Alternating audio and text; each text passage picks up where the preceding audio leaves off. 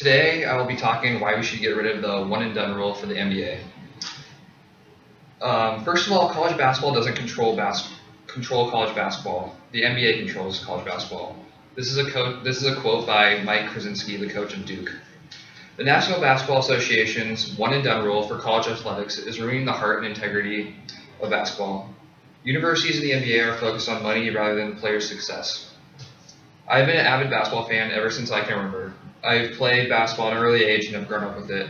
Now that I just play for fun, and it's one of my favorite hobbies, I like to watch basketball, whether it's professional or college. I love basketball, and the NBA's one and done rule is ruining the game for everyone. Many of the people in this class might be big sports fans, but this one and done rule is just ruining it for everyone. In my persuasive speech, I will give you background information on the topic and try to show you both sides of the argument for the one and done rule and why I think it should be stopped. Before I give my arguments on what I think, I'll try to explain to you what exactly is the one and done rule from the NBA. The one and done rule means that in order for athletics from the United States to enter the NBA, they must attend 1 year of college.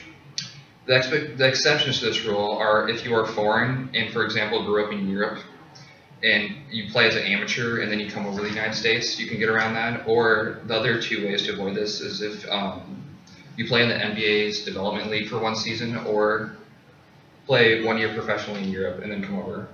This one and done rule was proposed back in 2005. It was thought of because there had been more kids coming straight out of high school to the NBA than there ever was before. And the problem was not these kids coming to the NBA. The problem was that these kids were getting drafted very high and were busts, and they didn't last in the pros very long at all.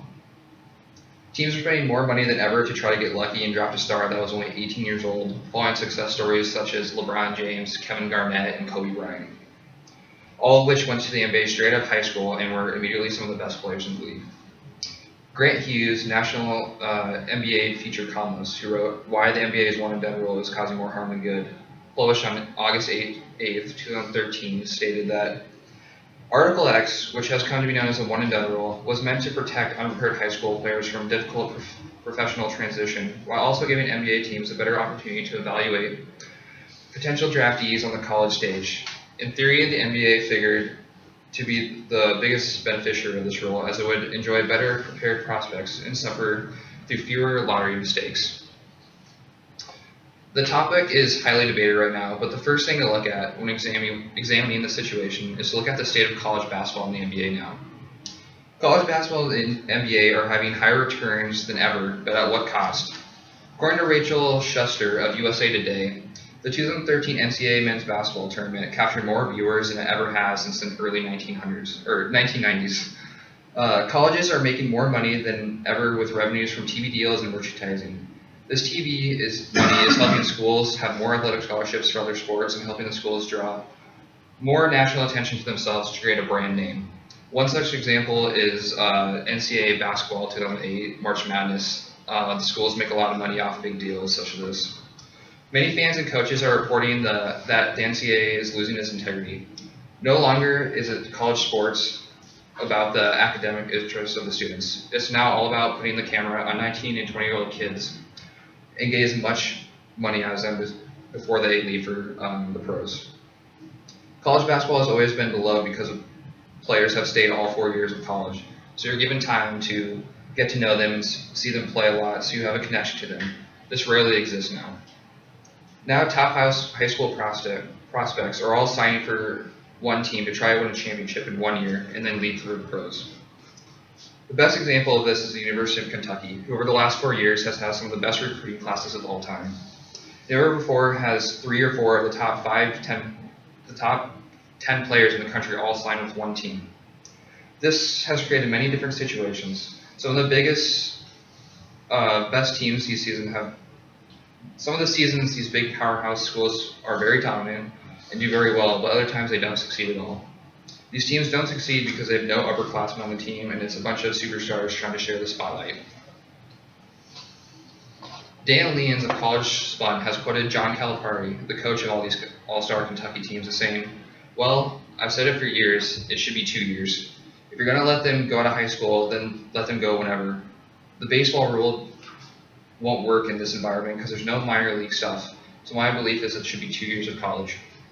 From all these negatives, there are some good. College basketball has always been known for not having much disparity, such as big schools like Duke and North Carolina are always making the NCAA tournament, while small schools like Drake, for example, don't get the recruits that bigger schools do, and are usually only good every once in a while instead of on a consistent basis. Now these smaller schools are doing better than they ever have before. For instance, schools like Butler and Wichita State have both made the Final Four in the last couple of years. These teams are better now because they keep their players all 4 years and gain a lot of experience over these incoming freshmen that just play for one season. The NBA has taken all the power away from the kids. They should have a choice on whether or not they go to college. Why should an 18-year-old kid who has no plans for a college degree be expected to attend a year of college and go to classes? What do they get out of that? The whole reason for this one-and-done rule is make sure young athletes are mature and getting the experience they need before they declare for the draft. It is a good thing that many kids are getting guidance from college coaches, and this gives NBA execs more time to examine prospects before drafting so that they can get a feel for them. But the stats have shown that there are just as many busts out of college now as there was when there was kids going straight out of high school into the pros. A bust is defined as a player who has very high expectations and is drafted very high and then never lives up to those expectations. Teams are drafting these young men to be all-stars and leaders, but many kids aren't ready for this and are immediately shoved into the NBA spotlight. Many of these players drafted have been shown to come from bad economic households, and by going straight to the NBA, they can provide for their families. Being drafted in the first round of the NBA draft could potentially guarantee up to $4 million per year in a contract. But by going to college, many of these young men aren't given the chance to support their families. But they are given scholarships, which in return they are playing basketball so that they can go to college for free. For example, most recently, Kentucky's Nerlens Noel lost his status as a likely #1 overall pick in the 2013 draft after suffering torn ACL in his one-year cameo at the University of Kentucky. It's hard to know where Noel would have gone in the 2012 draft had he been eligible. But the point is that he was forced to undertake the risk of playing collegiately for a year, and he suffered because of it. This was quoted by Grant Hughes, national NBA featured columnist, in his article, Why the NBA's One-and-Done Rule is Causing More Harm Than Good. Through all these examples I've shown you in my presentation, this is clearly a highly debated topic that doesn't seem likely to be settled anytime soon. The National Basketball Association's one-and-done rule for college athletics is ruining the heart and integrity of basketball. Universities and the NBA are focused on money rather than the player's success. Through the arguments I've made, I feel the NBA should stop enforcing the one-and-done rule. Not only is it hurting the NCAA and NBA, but most importantly, it is hurting the athletes as meant to help. In the future, you can look for the NBA and NCAA to try to make changes such as a 2 or 3 year policy, or a policy where you can enter the NBA draft after high school, but if you go to college, you must stay at least 3 years.